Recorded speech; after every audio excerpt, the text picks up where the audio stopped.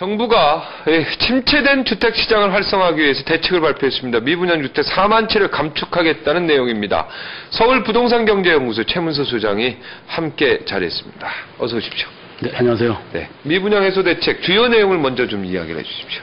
일단 그 정부가 미분양되고 있는 그 아파트를 대신 사들이는데요. 일단 돈으로 3조 원 정도를 투자한다고 합니다.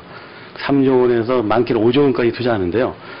우선 이제 현재 공사하고 있는 지방에 있는 아파트를 공정률에 따라서 약 분양가의 50% 선에서 매입을 하는데요. 네. 그 가구수로 보면 2만 세대인데 결과적으로는 그 정부가 건설회사에서 만들어 놓은 아파트를 팔리지 않으니까 대신 세금을 들여가지고 사들이는 꼴이 됐는데요. 네. 이런 현상은 최근에 보금자리 주택이다 워낙 경기가 침체된 데다가 건설 시장을 활성화시키려고 하는 그런 대책이 있는 거고요.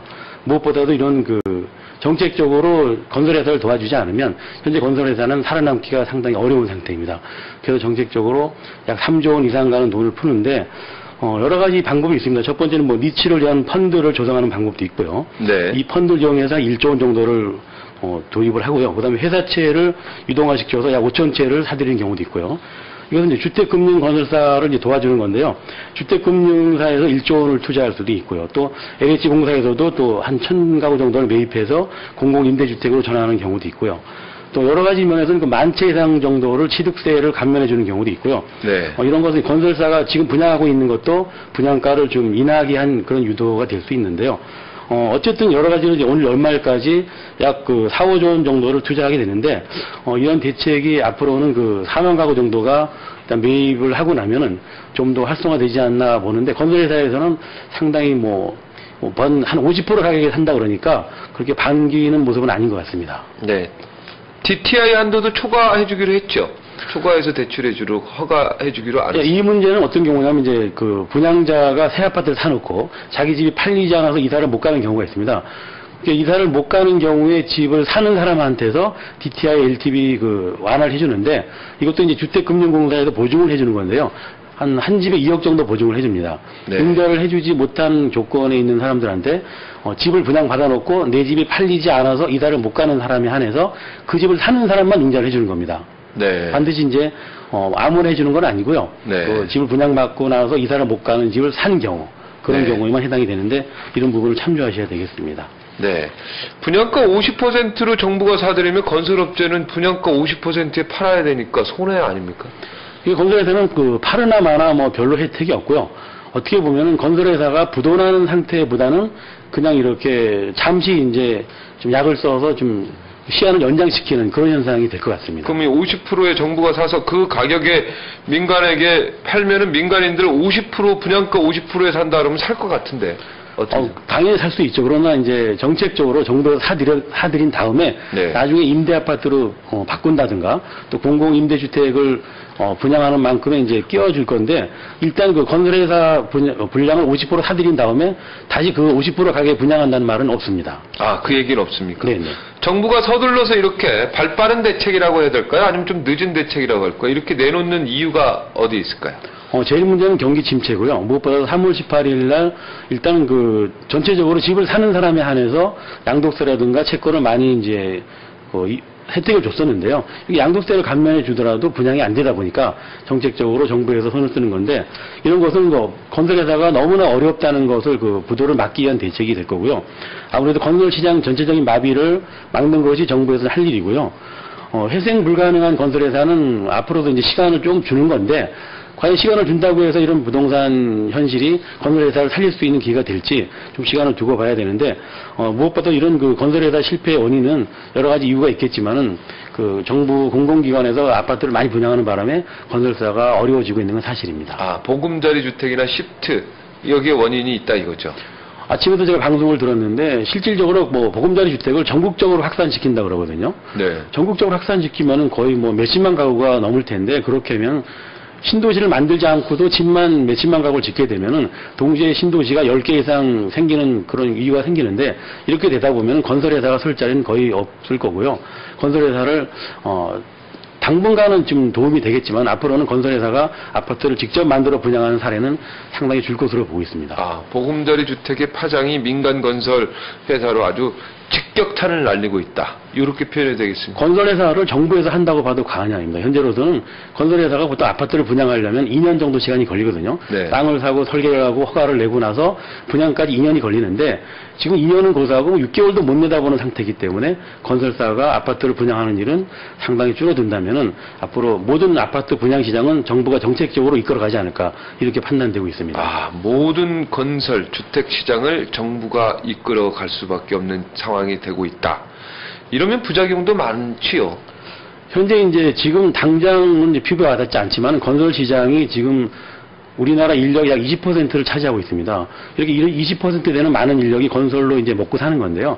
실질적으로 건설 시장을 마비시키다 보면 정책적으로 경제가 마비되거든요. 네. 그런 마비되는 것을 잠시 이제 줄이기 위해서 정부가 아주 급한 돈을 4조 원 이상 투자해서 아파트를 사들이는데 이것이 일시적인 현상이라고 볼 수 있고요. 무엇보다도 장기적인 대책은 아니라고 판단됩니다. 네. 자, 하여튼 정부가 지금 일단 그 4만 채 사들이고 하면 일단 건설업체가 좀 숨통이 트일까요? 어떻게 뭐 실효성이 있을까? 이렇게 저희가 주제를 정했는데 일단은 뭐 암에 걸리는 환자를 약간 시한을 연장하는 수밖에 없습니다. 그런 정도의 그 불과하지 실질적으로 근본적인 대책은 되지 않고요.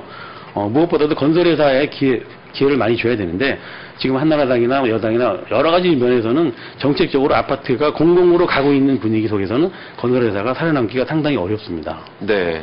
그러니까 암 환자한테 지금 빨리 수술해야 되는데 수술이 아니라 지금 주사 하나 놔서 조금 연장한 시간을 주는 거죠. 되겠습니다. 시간을 주면은 네. 건설회사가 회생하거나 네. 아니면 지금 분양하고 있는 가격을 인하한다거나 네. 또 분양가를 많이 조정할 수 있는 이유도 되겠지만은 잠시 그 자금력이 딸리는 회사에 대해서 건설하는 회사 한 업체당 1,500억 정도를 지원해 주는데요. 뭐 3조 원, 4조 원 돈 중에서 건설회사 한쪽으로 밀어주는 게 아니고요. 각 건설회사마다 특히 지방에 있는 아주 어려운 건설사를 상대로 그 한 업체당 1,000억에서 1,500억 정도를 지원해 주니까 사실 그 세분화시켜서 나눠버리면은 건설회사에서 직접적인 영향은 큰 도움이 안 되고 있습니다. 아, 직접적인 영향은 큰 도움이 되지 않는다. 만약 50% 정부에서 사들인다면 건설회사가 50% 가격으로 일반인한테 분양할 수도 있는 거거든요. 네네. 그러나 그건 다음에 차후에 건설회사는 반드시 문을 닫게 되니까 이 부분을 시한을 연장하는 길밖에 없는 상태입니다. 네, 50% 팔아서는 이 건설회사가 지금 그냥 시한 연장, 목숨 시한 연장에 불과하다. 큰 도움은 되지 않는다. 그렇습니다. 현재 그 보금자리 주택 영향이 이 정도로 크고 있다는 것을 일반적으로 아파트 분양받는 분들 잘 모르기 때문에 네. 건설회사가 암에 걸려 있다 이렇게 보시면 되겠습니다. 네, 보금자리 주택이 어떻게 보면 서민들한테는 상당히 좋아서 호평을 받았는데 결국은 민간 건설업체를 위험하게 만드는 그러한 또 원인으로 작용할 수 있군요. 그 외국에서는 정부에서 아파트를 지어서 집 없는 서민한테는 무상으로 공급해 주기도 하고요. 네. 어떻게 보면 부동산 정책을 막기 위해서는 정부가 주도하는 것이 바람직한 일도 있습니다. 하지만 너무나 갑작스러운 짧은 시간에 많은 공급 물량을 늘리다 보니까 집을 살려고 하는 실수요자도 상당히 헷갈리고 있고요. 네. 무엇보다도 정책을 많이 내놓고 있는데 실질적으로 그 가격이 그렇게 또 싼 것도 아닙니다. 최근에 보금자리 발표가 많이 됐지만은 네. 제가 분석해 본 결과는 상당히 비싼 아파트라고 평가되고 있습니다. 아, 상당히 비싸다. 네. 구체적으로 지금 2차 보금자리 주택 그 일정들이 나와 있죠. 청약 일정도 있고요. 네, 현재 그 14,000가구를 또 분양을 하고 있는데요. 네. 대표적으로 이제 최근에 발표된 내용을 보면은 무엇보다 강남 내곡동이죠. 그 서초구 내곡동 같은 경우에는 약 5,000세대를 분양하고 있는데요. 이런 네. 경우에도 그 전원단지 과거의 서초동이라든가 뭐 내곡동 같은 경우는 서울에서는 전원주택 단지였습니다. 그동안 세월이 흐르다 보니까 땅이 많이 오르고 땅값이 많이 오르다 보니까 강남하고 경쟁을 하게 되는데요. 내곡동 단지 같은 경우는 전원 단지를 조성을 하고 있고요. 그다음에 세곡동 같은 경우는 전통 한옥마을을 집어넣어서 그 전통 마을을 한옥촌으로 만든다는 그 평가를 하고 있는데 가구 수는 약 4,000세대 정도 들어오고요. 또 부천 옥길이라든가 구리 갈매지구 같은 경우에는 친환경 녹색지구로 조성하고 있습니다.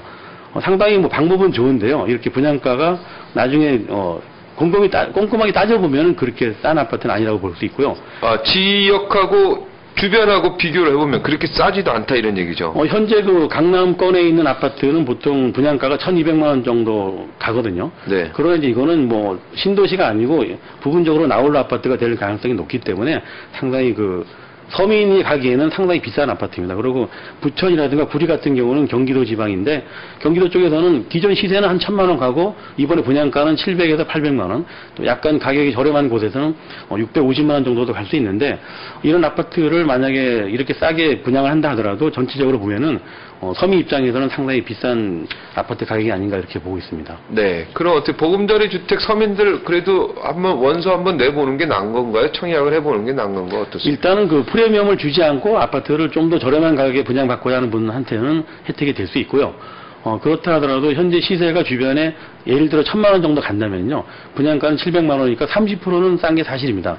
하지만 최근에 아파트 값이 계속 하락하고 있기 때문에 조만간 이 상태로 가다 보면은 보금자리를 분양하는 가격이나 기존 떨어진 아파트 가격이나 비슷하기 때문에 네. 그렇게 양손을 들고 환영할 만한 그런 대책은 아니라고 볼 수 있습니다. 네. 아파트 가격이 그렇게 지금 내려가고 있군요.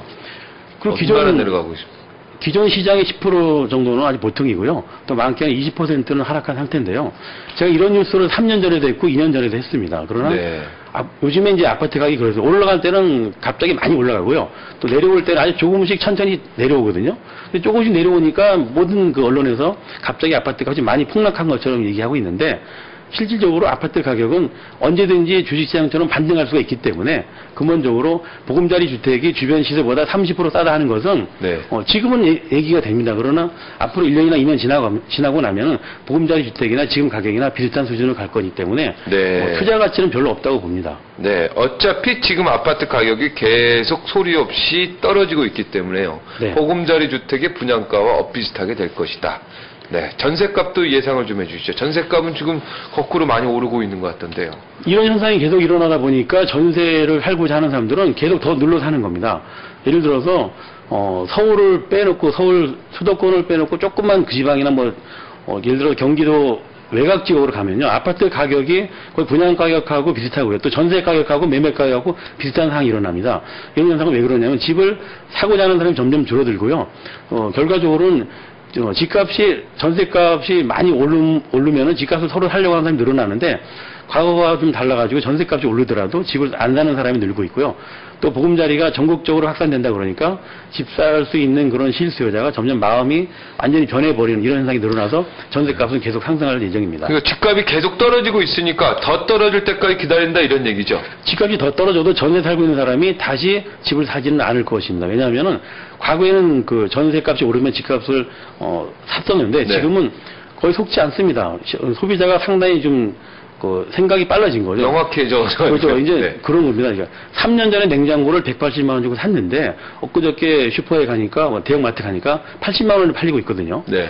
그러니까 지금 컴퓨터로도 마찬가지고 집도 컴퓨터나 냉장고처럼 최신형이라고 샀는데 한 3년만 지나면 구닥다리가 되는 거거든요. 네. 그래서 아파트 시장도 아마 자동차나 컴퓨터, 냉장고처럼 3년 후의 가격을 아무도 모르는 거죠. 그래서 지금 실수요자 입장에서는 차라리 임대 아파트를 가든가 전세를 살든가 그런 두 가지의 길로 가고 있기 때문에 가만히 보니까 보금자리도 그렇게 싼 집은 아니라고 봐서 실질적으로 앞으로 2, 3년 후에 전국의 부동산 시장에 큰 좌표가 될 것으로 보고 있습니다. 아, 전세 시장, 전세 가격은 높아도 나는 전세 살겠다. 굳이 집 사가지고요. 3년 후에 어떻게 될지도 모르는데 그 상황에서 매번 세금 내고 이렇게 살고 싶진 않다. 이런 얘기겠죠. 일단 현재로서는 전세를 살고 있는 사람이 상당히 마음이 편한 상태입니다. 지금 마음 편하다. 현재는 집을 가지고 있는 분들은 상당히 마음이 불편한 상태이고요. 이제 아파트도 아파트지만 좀 작고 아담한 그런 단독주택이나 별장 이런 쪽에도 좀 관심 갖고 있는 사람들이 많이 있지 않습니까? 이런 겁니다. 그러니까 아파트에 오래 살다 보면요. 집값이 올라갈 때는 상당히 기분이 좋습니다. 그래서 집값을 어떻게 보면은 재테크의 수단으로 쓰고 있었는데요. 집값이 자꾸 하락하게 되다 보면은 집에 있기가 상당히 불편하고 가족끼리 갈 데도 없고 사실 상당히 불편함이 한두 가지가 아닌데 이럴 때 결과적으로 이제 시외로 나가는데 전원주택에 갈래도 전원주택이 비싸고 하다 보니까 네. 상당히 요즘에는 소규모의 별장형 주택인데요. 네. 한 4일 정도는 직장에서 근무하고 3일 정도는 외부에 나가서 쉴 수 있는 공간 그런 공간이 최근에 많이 등장하고 있는데 옛날에 기획부동산 같은 상당히 안 좋은 업체에서 분양을 많이 했습니다. 그러나 굉장히 인기가 없어야 되는데 5천만 원의 집을 마련할 수 있다. 1억의 집을 분양받을 수 있다. 이런 뉴스가 나가니까 앞뒤 안 가리고 막 삽니다. 그래서 최근에 다른 건 다 안 되는데 이렇게 불법으로 아니면 무작위로 막 만드는 아파트 외에 소형주택이 불티나게 팔리고 있는데 이런 현상은 어떻게 보면 집값이 하락하는 것을 스트레스를 해소하는 품목으로 사들이는 것 같습니다. 네, 지금까지 서울 부동산 경제연구소 최문서 소장과 함께 부동산 동향에 대해서 알아봤습니다.